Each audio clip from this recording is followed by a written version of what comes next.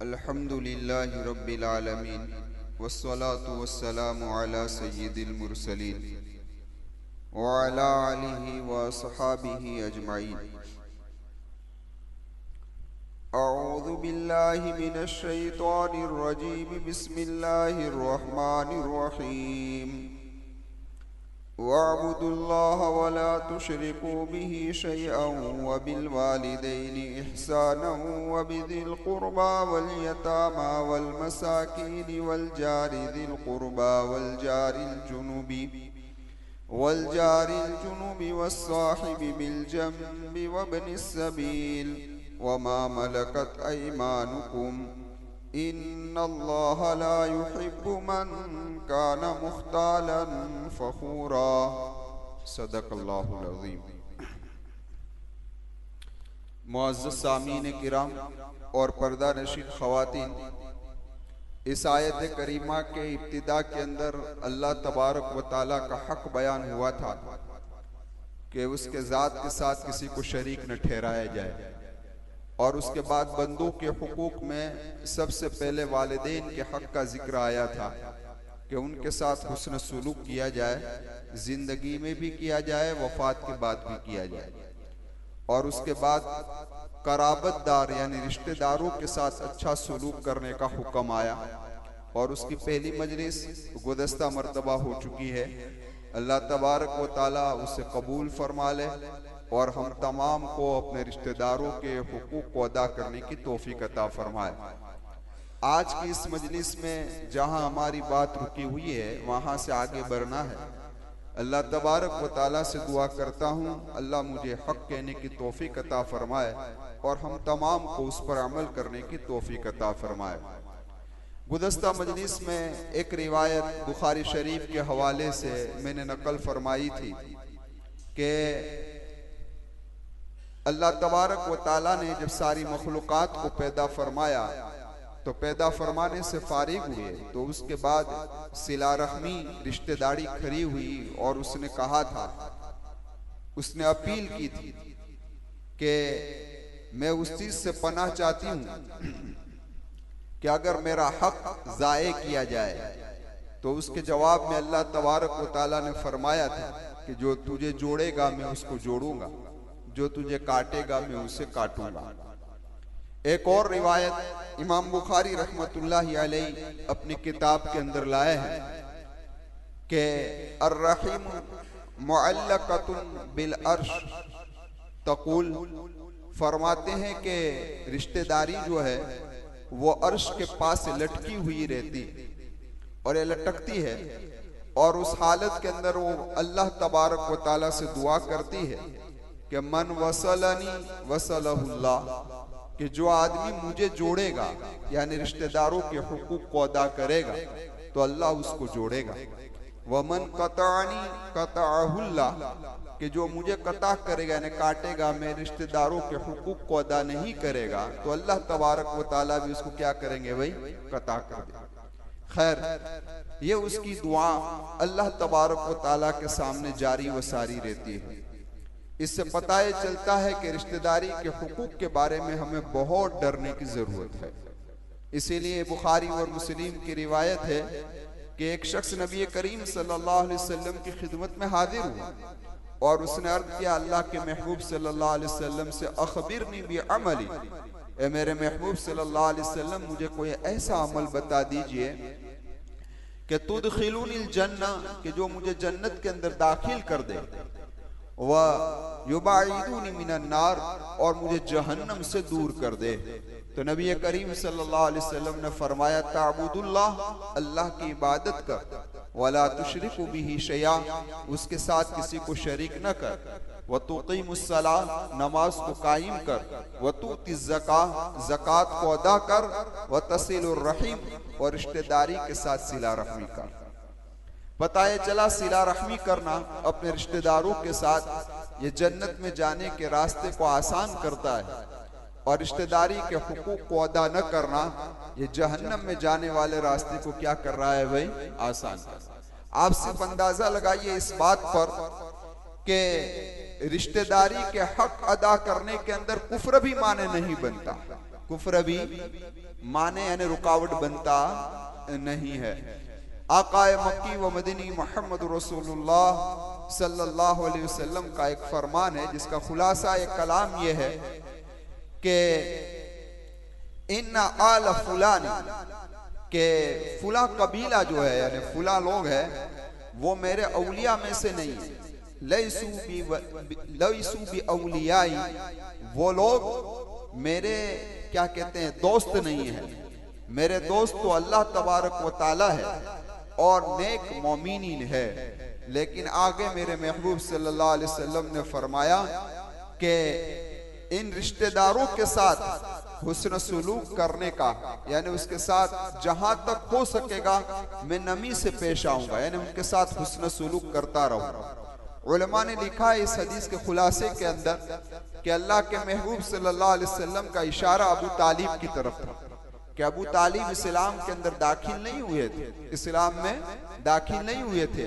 लेकिन अल्लाह के महबूब सल्लल्लाहु अलैहि वसल्लम फरमाते हैं यह अलग चीज है कि वो ईमान के अंदर दाखिल नहीं हुए, इसलिए मेरी उनसे रिश्तेदारी है, रिश्तेदारी होने के बिना पर मैं उनके साथ हुस्न सुलूक करता रहूंगा। इससे पता ये चला कि अगर हमारे रिश्तेदारों में से अगर कोई काफिर भी हो, कोई गैर मुस्लिम भी हो, फिर भी उनके साथ क्या करते रहना चाहिए, हुस्न सुलूक करना चाहिए। इससे पता ये चलता है कि रिश्तेदारी का हक क्या है।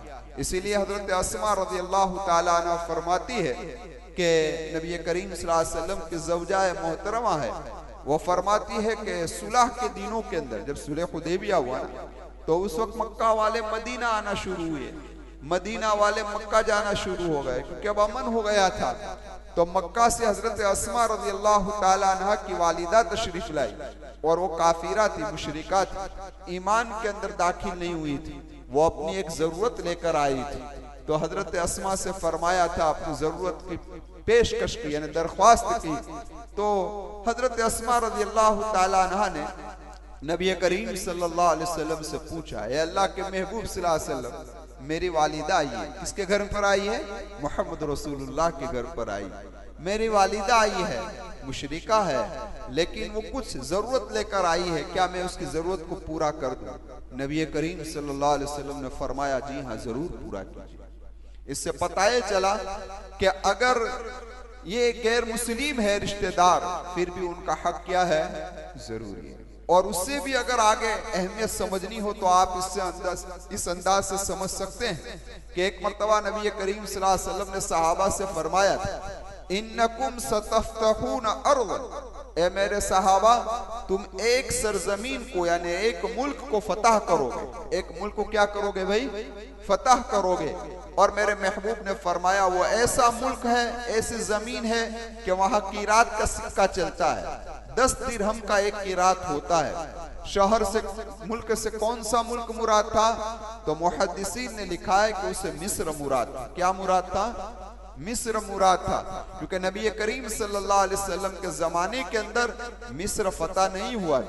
मिस्र जो फतह हुआ वो हजरत उमर रज़ियल्लाहु ताला अन्हु की खिलाफत के जमाने में फतह हुआ। उस वक्त इस लश्कर के जो सिपह सालार थे वो हजरत अम्र इब्न आस रज़ियल्लाहु ताला अन्हु थे। जब मिस्र फतह हो चुका ना हजरत उमर रज़ियल्लाहु ताला अन्हु की खिलाफत के जमाने में, तो नबी करीम सल्लल्लाहु अलैहि वसल्लम की पेशन गोई थी। उस वक्त मेरे महबूब ने यह फरमाया था कि वो मुल्क जब फतह हो जाए तो उन लोगों के साथ तुम हुस्न सुलूक करना। फिर अल्लाह के महबूब ने 2 चीजें जिक्र फरमाई। एक तो ये जिक्र फरमाई कि कुछ लोग जिम्मी बनकर तुम्हारे मातहत में रहेंगे, तुम्हारे हाथ के नीचे अंडर के अंदर रहेंगे। जिम्मी किसे कहते हैं उसे भी समझ लो। जिम्मी कहा जाता है कि किसी मुल्क को फतह कर लिया और वहां इस्लामी हुकूमत कायम हो गई और वहां के रहने वाले कुछ गैर मुस्लिम भी है। कौन है भाई? गैर मुस्लिम भी है। ये गैर मुस्लिम रह रहे हैं, अपने ही मजहब पर रह रहे हैं और साथ के अंदर इस्लामी हुकूमत को टैक्स भी दे रहे हैं, तो उनको जिम्मी कहा जाता है। अब जब ये जिम्मी बन गए तो जिस तरीके से एक हुकूमत के सरबराह को अपनी मुसलमान पब्लिक का, रियाया का हिफाजत उसके जिम्मे है, वैसी तरीके से इन गैर मुस्लिमों की भी हिफाजत उसके जिम्मे है। समझ में आई बात? और दूसरी रियायत इन जिम्मियों के साथ ये भी होती है कि इसी इस्लामी हुकूमत पर अगर कोई दुश्मन हमला कर दे और हुकूमत का सरबरा जिहाद का ऐलान कर दे तो सारे मुसलमानों को तो निकलना जरूरी है, लेकिन इन गैर मुस्लिमों को निकलना जरूरी नहीं है, क्योंकि वो अपने मजहब पर है, वो मुसलमान है नहीं। और दूसरी रियायत ये भी होती है इन गैर मुस्लिमों के साथ कि वो अपने मजहब को आजादाना अपने मजहब पर आजादाना अमल कर सकते हैं, उन्हें कोई रुकावट कर सकता नहीं है, उन्हें जिम्मी कहा जाता है। तो नबी करीम सल्लल्लाहु अलैहि वसल्लम ने फरमाया कि इन जिम्मियों के साथ भी तुम हुस्न सुलूक करना। और साथ साथ में अल्लाह के महबूब ने यह भी फरमाया था कि इन मिस्र वालों के साथ तुम्हारी रिश्तेदारी है। अब जरा अंदाजा लगाओ कि कौन सी रिश्तेदारी मिस्र में टच हो रही है, जरा सोचे तो सही। तो उलमा ने लिखा है कि ये जो कुरैश है, नबी करीम सल्लल्लाहु अलैहि वसल्लम का कबीला, ये कुरैश हजरत इस्माइल अलैहिस्सलाम की औलाद में से, और हजरत इस्माइल अलैहिस्सलाम की वालिदा हजरत हाजरा वो मिस्र की रहने वाले। जरा अंदाजा लगा कहां की दूर की रिश्तेदारी नबी करीम सल्लल्लाहु अलैहि वसल्लम ने तलाश की। तो फरमाया कि उनके साथ हमारी रिश्तेदारी है, तो इन रिश्तेदारी का ख्याल रखना और उनके साथ हुस्न सुलूक से पेश आना।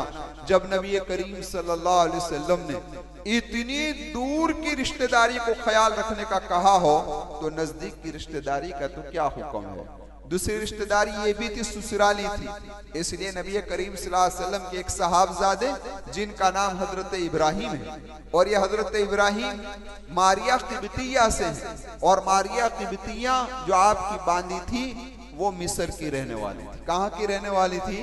मिस्र की रहने वाली थी। इसलिए नबी करीम सल्लल्लाहु अलैहि वसल्लम ने फरमाया इनके साथ ये भी रिश्तेदारी है। इसलिए अल्लाह के महबूब सल्लल्लाहु अलैहि वसल्लम का फरमान था कि उनके साथ हुस्न सुलूक से पेश आया जाए। अलगर्द खुलासा कलाम ये निकला कि हमें अपने रिश्तेदारों के साथ क्या रखना चाहिए भाई? उनके हुकूक को अदा करना चाहिए, उनके साथ हुस्न सुलूक करना चाहिए। आप जरा देखें आकाए मक्की व मदनी मोहम्मद रसूलुल्लाह सल्लल्लाहु अलैहि वसल्लम ने फरमाया कि तुम में से कोई रोजा रखे तो खजूर से इफ्तार करे, क्योंकि खजूर के अंदर बरकत। और फरमाया अगर किसी के पास खजूर नहीं है तो पानी से रोजे को इफ्तार करे, क्योंकि पानी पाक करने वाली चीज है। फिर मेरे महबूब ने फरमाया अस्सदक़तु अलल मिस्कीन सदक़ा, हाँ कि मिस्कीन पर सदका करना एक सदका है, लेकिन रहीम पर सदका करना यानी रिश्तेदारों पर सदका करना सिंता। फरमाया दो चीजें हैं, एक तो सदके का सदका भी है, दूसरा सिला रहमी भी है।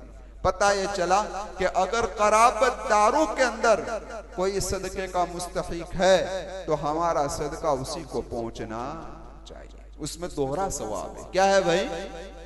क्या है भाई? उसके अंदर दोहरा अजर है, तो उसके अंदर कभी भी कोताही करनी नहीं चाहिए। अब जरा आप आगे सुन लीजिए, हजरत मैमुना रज़ी अल्लाह ताला अन्हा, पहचानते हैं आप लोग, ये नबी करीम सल्लल्लाहु अलैहि वसल्लम की ज़ौजा है, मोहतरमा है।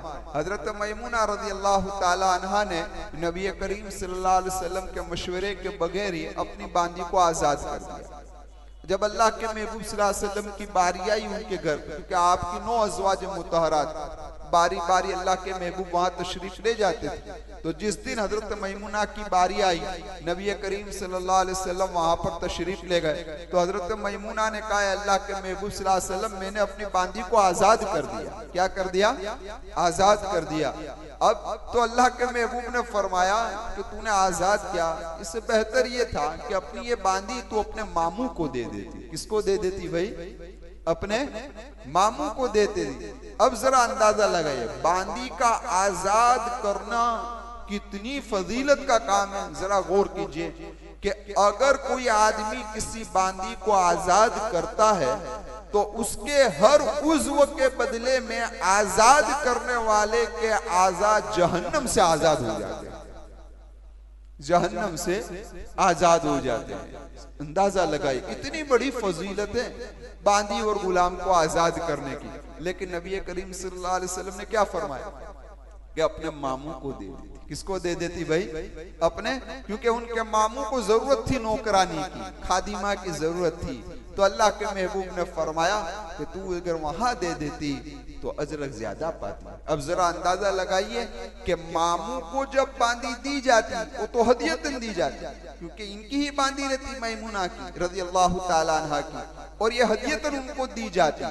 आजाद करने की फजीलत तो बहुत ज्यादा है हदिये के मुकाबले में, लेकिन अल्लाह के महबूब ने फिर भी क्या कहा, पता ये चला मौका और महल के एतबार से सदका जहां जाता है तो अजर बढ़ जाए।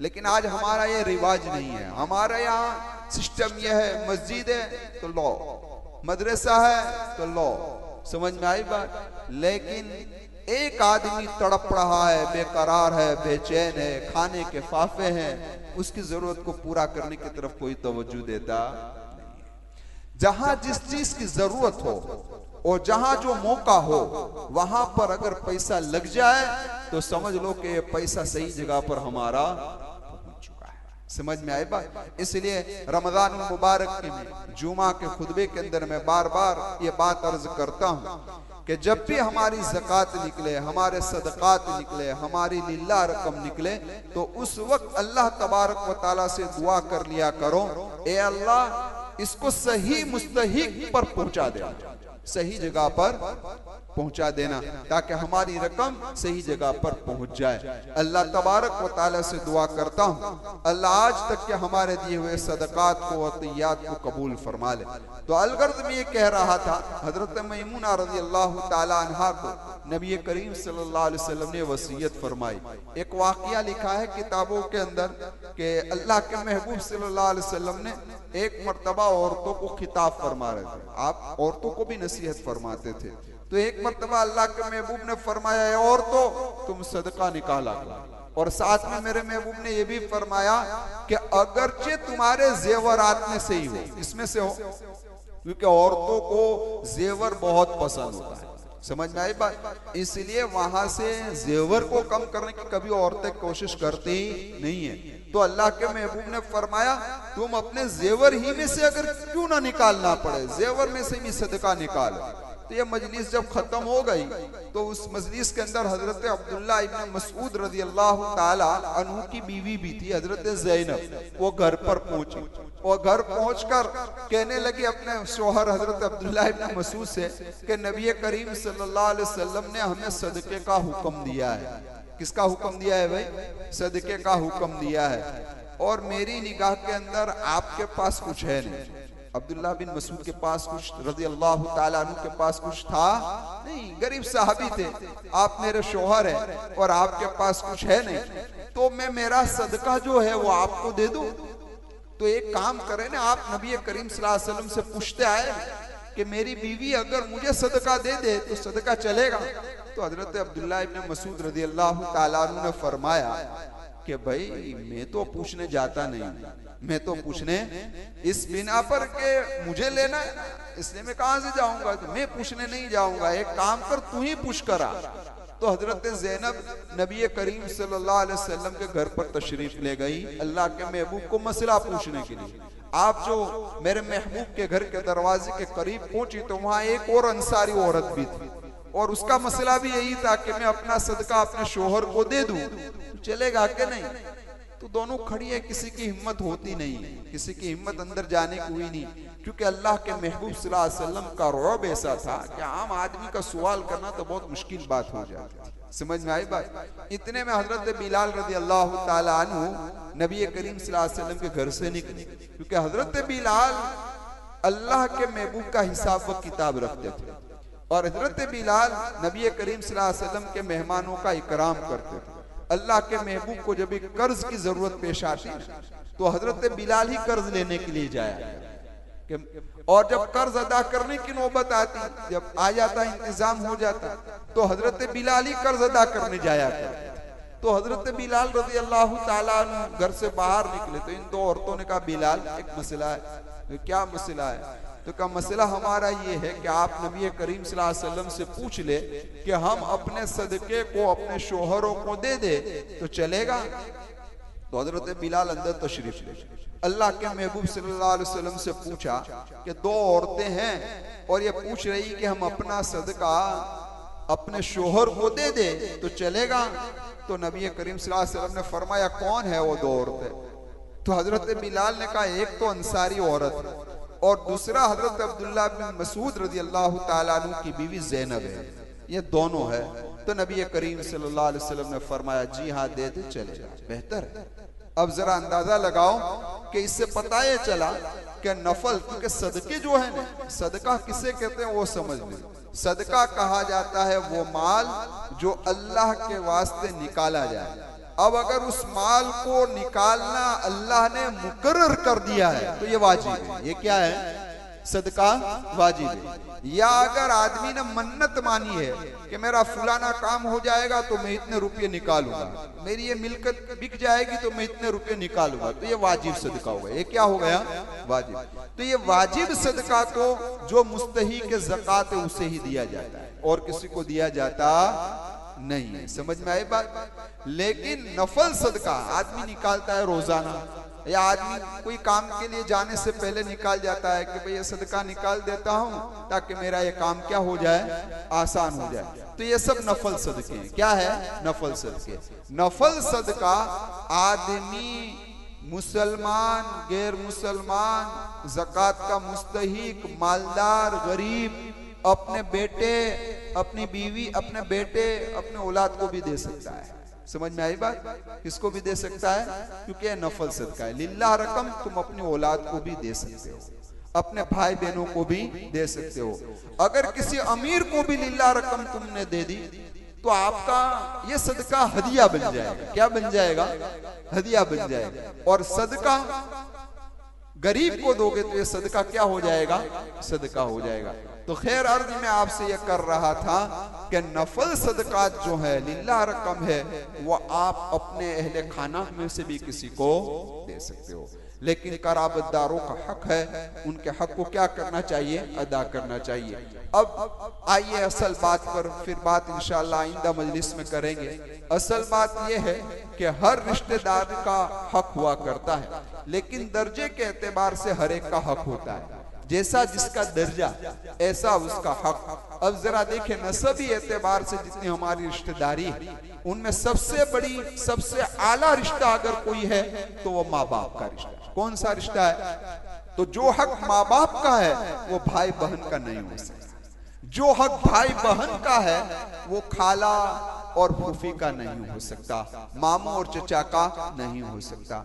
इस तरह जो हक खाला का है वो दूसरों का नहीं हो सकता। कहने का मकसद कि दर्जा बदर्जा हर एक का हक होता है। मुख्तसर तौर पर ये बात समझ लो कि अगर किसी के माँ बाप के पास पैसे नहीं है, खाने पीने रहने की सहूलत नहीं है, और बेटा साहिबे माल है और उसके पास सब कुछ है, तो बेटे पर वाजिब है, देख लो, सुन लो, वाजिब है कि अपने माँ बाप को खाना पीना रहना पहनना ओढ़ना सब कुछ चाहिए।